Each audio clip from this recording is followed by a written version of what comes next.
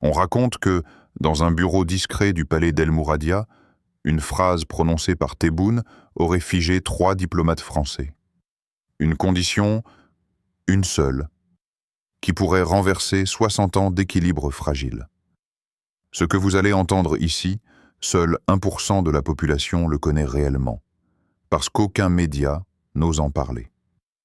Bienvenue sur Le Pouvoir en Lumière, là où l'on dévoile ce que les autres cachent.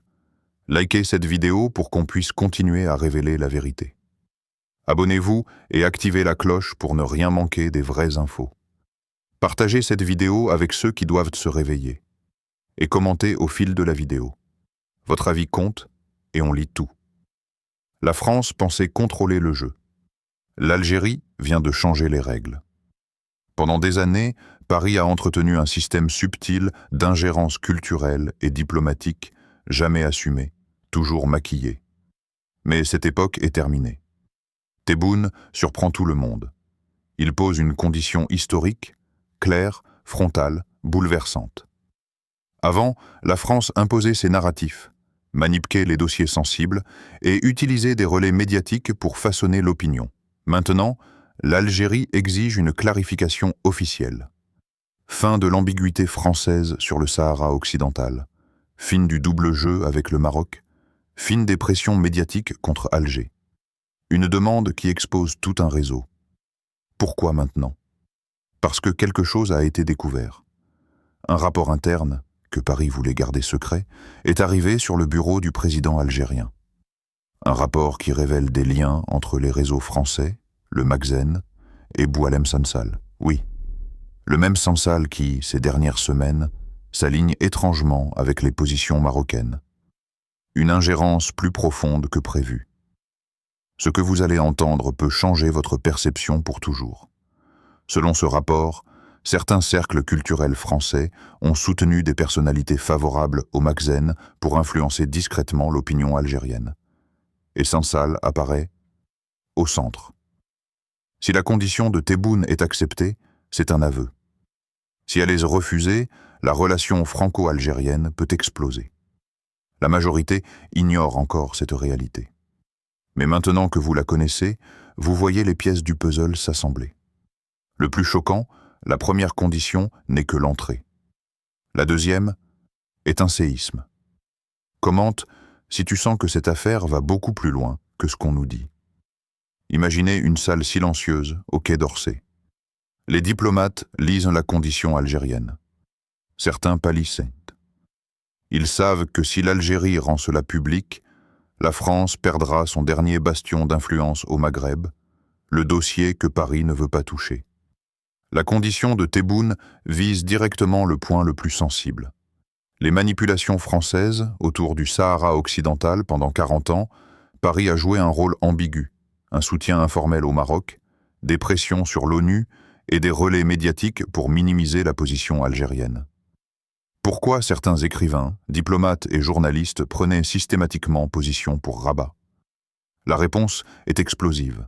Le rapport confidentiel remis à Tebboune cite clairement Sansal dans une liste de personnalités ayant servi, volontairement ou non, de relais culturels en faveur du Magzen des conférences sponsorisées.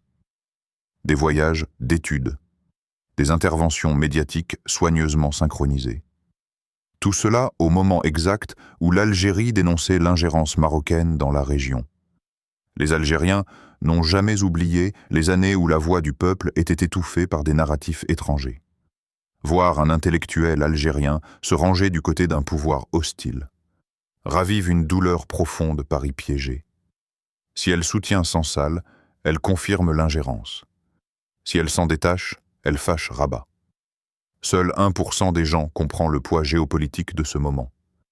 Vous pensez avoir tout vu? Attendez de découvrir la deuxième condition de Tebboune. Commente, si tu veux connaître cette condition explosive. Imaginez un pays qui se reconstruit, qui se relève, qui cherche sa dignité.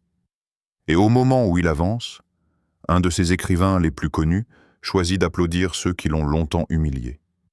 La blessure est immense. Sansal bascule.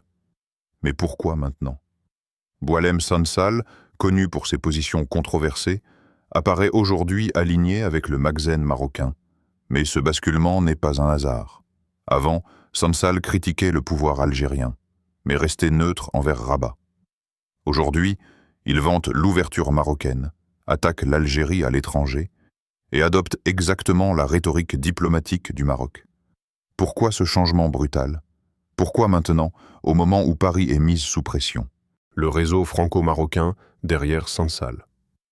Des documents révélés par un ancien diplomate montrent que Sansal fait partie d'un cercle d'intellectuels utilisé pour renforcer l'image du Maroc à l'international conférences, financement, relais médiatiques.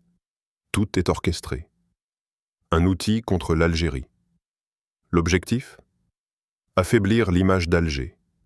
Légitimer la position du Maroc sur le Sahara, créer une fracture culturelle entre Algériens. Ce n'est pas nouveau.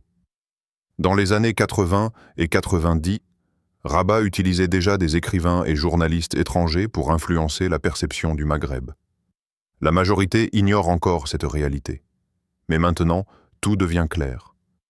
La réaction algérienne à Sansal? Elle arrive dans un instant, et elle est plus dure que prévu. Commente si tu vois la stratégie derrière tout ça.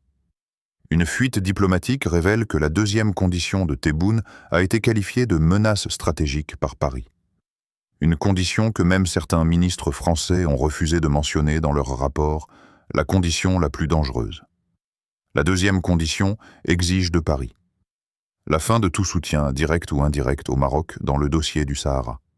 Une exigence jamais formulée auparavant. Avant, la France jouait sur deux tableaux. Maintenant, l'Algérie l'oblige à choisir. Le document qui a tout déclenché. Selon la fuite, Alger a présenté un dossier complet de preuves montrant des interventions françaises à l'ONU, des pressions sur des ONG, des manipulations médiatiques pro-Makhzen, des campagnes culturelles financées par Rabat et relayées en France. Explosion géopolitique. Si Paris cède, elle perd Rabat. Si Paris refuse, elle perd Alger. Un dilemme mortel. Ce que vous entendez ici n'apparaîtra dans aucun journal. Seul 1% connaît la vérité. Mais attendez, la réaction marocaine va tout changer. Commente Œil si tu veux connaître la réponse du Maroc.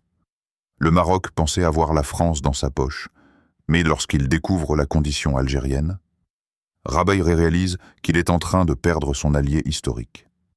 Le Maroc en état de choc. Rabat accuse Paris de trahison diplomatique. Le Makhzen comprend enfin qu'il n'est plus prioritaire. Le retournement international Washington se montre soudain neutre. L'UE recule. L'ONU refuse de suivre les pressions marocaines. Avant, le Maroc imposait sa narration. Maintenant, il se retrouve isolé. Sansal perd ses parrains. Les réseaux qui promouvaient Sansal commencent déjà à s'éteindre. Les invitations se réduisent, les soutiens se font silencieux. Vous n'entendrez jamais cela dans les médias traditionnels.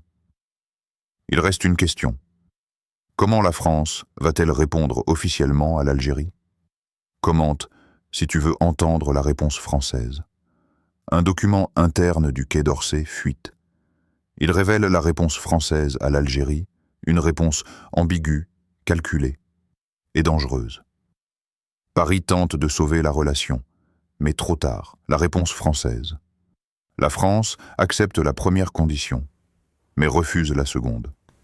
Elle propose une neutralité progressive, un mot qui signifie « on ne choisit pas, on attend, on gagne du temps, mais Alger n'est plus le pays de 2000, ni de 1980. L'Algérie ne veut plus d'ambiguïté. La France risque de perdre. Le Maghreb, l'influence sahélienne, son dernier grand partenaire africain, son image diplomatique. Le monde change, les alliances tombent. Et si les peuples ne s'informent pas, ils subiront ces changements sans les comprendre. Pensez-vous que la France doit choisir clairement entre l'Algérie et le Maroc? Pourquoi? Si cette vidéo t'a ouvert les yeux, ne fais pas défiler. Like, commente et partage. C'est ton soutien qui nous aide à combattre la machine médiatique et à faire grandir ce mouvement de vérité. Réveillons le monde ensemble.